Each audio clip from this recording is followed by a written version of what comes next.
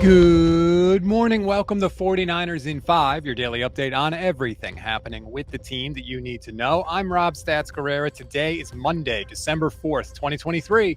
Here's what's happening with your San Francisco 49ers. Deebo Samuel is loose. Touchdown!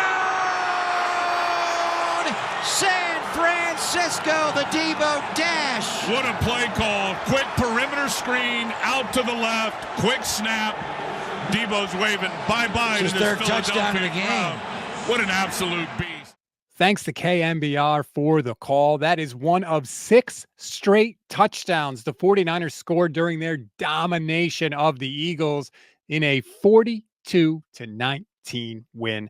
San Francisco went 3 and out on their first 2 drives and then didn't stop scoring the rest of the way. And they even had negative 6 yards in the first quarter. Guess what? Didn't matter. They were brilliant offensively, starting with Brock Purdy. 314 yards, 4 touchdowns, no turnovers in the game. He has 4 games this season with at least 3 touchdowns and a rating of 140 or better. That is tied with Tom Brady and Aaron Rodgers for the most such games in a season in NFL history. And oh, by the way, both of those guys won MVPs in those years. Not to be outdone, Deebo Samuel, 7 touches in the game, 138 yards, and count them 1, 2, 3 touchdowns. He was an absolute difference maker and absolutely backed up all of the talk that he had done in the offseason, and this week he backed it up clearly. And let's not forget Christian McCaffrey, 20 touches, ho-hum, 133 yards, and a rushing touchdown. CMC now has more rushing touchdowns than any 49er in a single season in franchise history. Not to be outdone.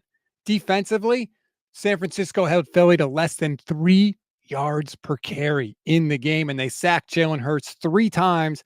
The Niners have now had 18 sacks in 4 games since the bye week. Just a dominant performance all around. Afterwards, Fred Warner gave Deebo Samuel some love. You know, Deebo is one of the best football players I've ever seen. You know, performances like that don't surprise me. It's only a matter of time when he does, you know, kind of pop off like that. And, you know, people were saying things about things that he may have said before the game, but I think it's safe to say his actions spoke louder than his words. So Deebo himself said after the game, quote, "I was in that zone all week long." But the quote of the night, however, without a doubt goes to Trent Williams. I had full confidence that we would have this type of game from the jump. You know, we got a quarterback, so it made it a lot easier this time.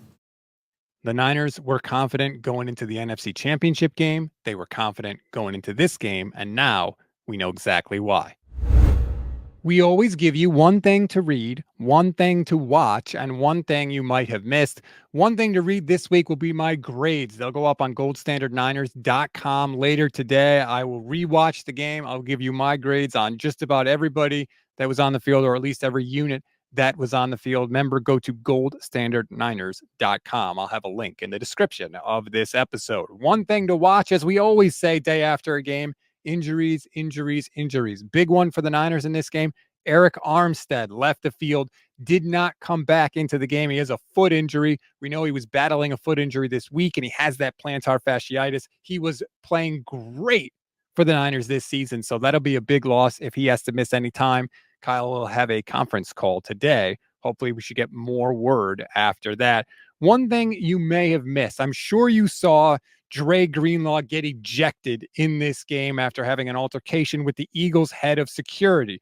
We heard from the league afterwards why the 49ers got a penalty on that play, but the Eagles did not. Here's what it came down to. Senior VP of officiating, Walt Anderson, said, the league has the power to review the tape when there's an incident like that. And if they need to, they can tell the officials to call a penalty on a player or on a coach when they review the incident. But by rule, they can't tell the officials to call a penalty on somebody else on the sideline, a non-player or a non-coach like this guy was, the Eagles head of security. They couldn't do it by rule. It's kind of like a loophole. The officials could have done it on the field during the game. They could have called unsportsmanlike on the Eagles sideline. But when the league reviews it during the game, they can't do that by rule. So they're going to have to change that rule. Kyle Shanahan was very frustrated by it after the game. Luckily, didn't obviously affect the outcome, but it was a very, very weird situation. That's a wrap on today's 49ers in 5. Please rate, review, and follow the Gold Standard Podcast Network. Vish Kumar and I will be live tonight, 5 p.m. Pacific time. I'm probably going to go live on YouTube at some point during the afternoon just to break all this down because it was freaking amazing. And I'm going to want to talk about it before then.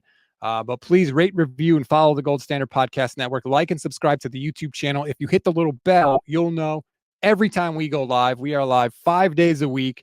We have shows 7 days a week for you on the channel, and we go year round. So we are your source for 49ers coverage. If you're just checking us out for the first time, thank you, welcome, and I hope you stay.